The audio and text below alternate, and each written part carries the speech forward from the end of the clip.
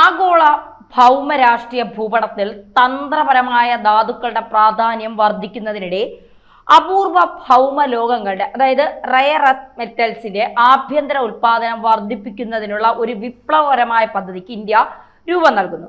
ഈ സുപ്രധാന നീക്കം ദശാബ്ദങ്ങളായി ഈ വിപണിയിൽ ചൈനയ്ക്കുള്ള ചോദ്യം ചെയ്യപ്പെടാനാവാത്ത ആധിപത്യത്തിന് ഒരു കനത്ത വെല്ലുവിളി ഉയർത്താൻ ലക്ഷ്യമിട്ടുള്ളതാണ്. ആഗോള വിതരണ ശൃംഖലയിൽ ഇന്ത്യ ഒരു നിർണായക ശക്തിയായി ഉയർന്നു വരാൻ ശ്രമിക്കുന്നതിന്റെ വ്യക്തമായ സൂചനയാണിത്. ലക്ഷ്യം $788 മില്യൺ ഉൽപാദനം മൂന്നിരട്ടിയാക്കുക. സർക്കാർ വൃത്തങ്ങളെ ഉദ്ധരിച്ച് റിപ്പോർട്ടുകൾ അനുസരിച്ച് അപൂർവ ഭൂമി ഉൽപാദനത്തിനായുള്ള ഇന്ത്യയുടെ പ്രോത്സാഹന പരിപാടി അതിന്റെ നിലവിലെ വലിപ്പത്തിന്റെ മൂന്നിരട്ടിയായി വർദ്ധിപ്പിക്കാൻ ഒരുങ്ങുകയാണ്. പ്രാരംഭ വിഹിതമായ $290 മില്യൺ നിന്ന് ഏകദേശം $888 മില്യൺ ഈ പരിപാടി വികസിപ്പിക്കാനാണ് പദ്ധതി. അംഗീകാരം ലഭിക്കാതെ കിടക്കുന്ന ഈ ആസൂത്രിത പാക്കേജ് ഇലക്ട്രിക് വാഹനങ്ങൾ, പുനരുപയോഗ ഊർജം, പ്രതിരോധം തുടങ്ങിയ സുപ്രധാന മേഖലകൾക്ക് ആവശ്യമായ നിർണായക വസ്തുക്കൾ ഇന്ത്യയിൽ തന്നെ സുരക്ഷിതമാക്കുവാനുള്ള ഒരു ഗണ്യമായ ഉത്തേജനമായിരിക്കും. ഈ ലോകങ്ങളെ ആശ്രയിച്ച് പ്രധാന വ്യവസായങ്ങളുടെ വളർച്ച ത്വരിതപ്പെടുത്താൻ ഇത് സഹായിക്കും. ചൈനയുടെ നിയന്ത്രണവും ഇന്ത്യയുടെ അവസരവും എങ്ങനെയാണ് എന്നുള്ളതും നമുക്ക് മനസ്സിലാക്കാൻ സാധിക്കും. ആഗോള അപൂർവ ഭൂമി വിപണിയിലെ ഭൂരിഭാഗം ശുദ്ധീകരണം, അതായത് 90% കാന്ത ഉൽപാദനവും 98% കൈകാര്യം ചെയ്യുന്നത് ചൈനയുടെ ഏകപക്ഷീയമായ നീക്കങ്ങൾ ലോകമെമ്പാടുമുള്ള വിതരണ ശൃംഖലയിൽ ആശങ്കകൾ വർദ്ധിപ്പിച്ച പശ്ചാത്തലത്തിലാണ് ഇന്ത്യയുടെ ഈ സംരംഭം. പ്രതിരോധം, ഇലക്ട്രോണിക് വാഹനങ്ങൾ, ബാറ്ററികൾ എന്നിവയ്ക്ക് നിർണായകമായ ഈ ധാതുക്കൾ ഇപ്പോൾ അമേരിക്ക, യൂറോപ്യൻ യൂണിയൻ, ചൈന എന്നിവ തമ്മിലുള്ള വ്യാപാര തർക്കങ്ങളുടെ കേന്ദ്രബിന്ദുവാണ്. ദേശീയ സുരക്ഷാ ആശങ്കകൾ മുൻനിർത്തി സൈനിക ആവശ്യങ്ങൾക്കായി ഉപയോഗിക്കുന്ന ചില അപൂർവ ഭൂമി മൂലകങ്ങളുടെ കയറ്റുമതിക്ക് ഏപ്രിലിൽ ചൈന ആദ്യമായി നിയന്ത്രണങ്ങൾ ഏർപ്പെടുത്തിയിരുന്നു. ഒക്ടോബറിൽ അമേരിക്ക പ്രതിരോധ സെമി കണ്ടക്ടർ മേഖലകളെ ബാധിക്കുന്ന കൂടുതൽ കർശനമായ ലൈസൻസിംഗ് ആവശ്യകതകളോടെ ഈ നിയന്ത്രണങ്ങൾ ചൈന വിപുലീകരിച്ചു. എന്നിരുന്നാലും അടുത്ത കാലത്ത് ചൈനീസ് പ്രസിഡന്റ് ഷീ ജിൻപിങ്ങും അമേരിക്കൻ പ്രസിഡന്റ് ഡൊണാൾഡ് ട്രംപും ദക്ഷിണ കൊറിയയിൽ നടത്തിയ കൂടിക്കാഴ്ചയെ തുടർന്ന് അമേരിക്കൻ താരിഫുകളിലും നിയന്ത്രണങ്ങളിലും ഇളവുകൾക്ക് പകരമായി ഒരു വർഷത്തേക്ക് പുതിയ അപൂർവ ഭൂമി കയറ്റുമതി നിയന്ത്രണങ്ങൾ താൽക്കാലികമായി നിർത്തിവെക്കാൻ ചൈന സമ്മതിച്ചു. ചൈനയുടെ ഇത്തരം കയറ്റുമതി നിയന്ത്രണങ്ങളുടെ രാഷ്ട്രീയപരവും തന്ത്രപരവുമായ ഉപയോഗങ്ങൾ ആഗോളതലത്തിൽ വലിയ ആശങ്കയുളവാക്കുന്നു. ഇതാണ് ഇന്ത്യക്ക് ഈ മേഖലയിൽ ശക്തമായി ഇടപെടാൻ ലഭിക്കുന്ന സുവർണാവസരം.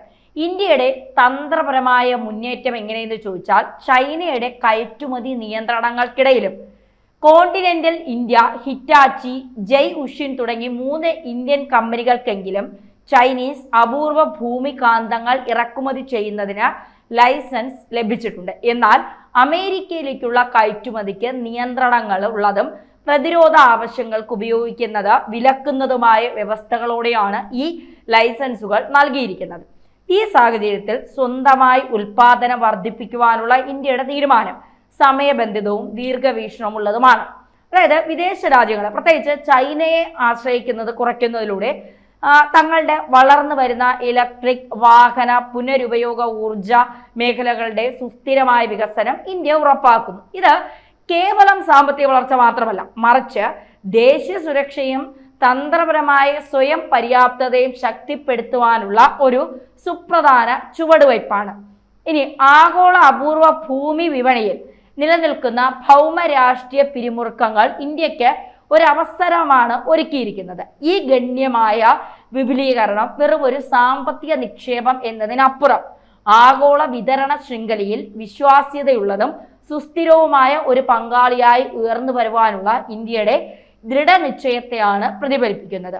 ഈ തന്ത്രപരമായ മുന്നേറ്റത്തിലൂടെ ലോകത്തിലെ ഏറ്റവും നിർണായകമായ ഒരു വിഭവത്തിന്റെ നിയന്ത്രണം കേന്ദ്രീകരിക്കുന്നതിനെതിരെ ഇന്ത്യ ഒരു നിർണായകമായ ശക്തിയായി നിലകൊള്ളും. ഇത് ആഗോള സമ്പദ് വ്യവസ്ഥയും സുരക്ഷയുടെയും ഭാവിയിൽ ഇന്ത്യയുടെ സ്ഥാനം ഉറപ്പിക്കും എന്നാണ് ഇപ്പോൾ പുറത്തു വരുന്ന റിപ്പോർട്ടുകളുടെ അടിസ്ഥാനത്തിൽ പറയുന്നത്. നമുക്കറിയാം, അമേരിക്കയെ സംബന്ധിച്ചിടത്തോളം അമേരിക്ക എപ്പോൾ വേണമെങ്കിലും താരിഫ് ഉയർത്താൻ സാധ്യതയുള്ള, അതായത് ഒരു നിലപാടുകളിൽ ഉറപ്പില്ലായ്മയുള്ള ഒരു രാജ്യമാണ് അമേരിക്ക. ഇപ്പോൾ റഷ്യയിൽ നിന്ന് ഇന്ത്യ എണ്ണ വാങ്ങുന്നു. ആ പേര് പറഞ്ഞാണ് ഇന്ത്യക്ക് 50% താരിഫ് ഉയർത്തിയത്.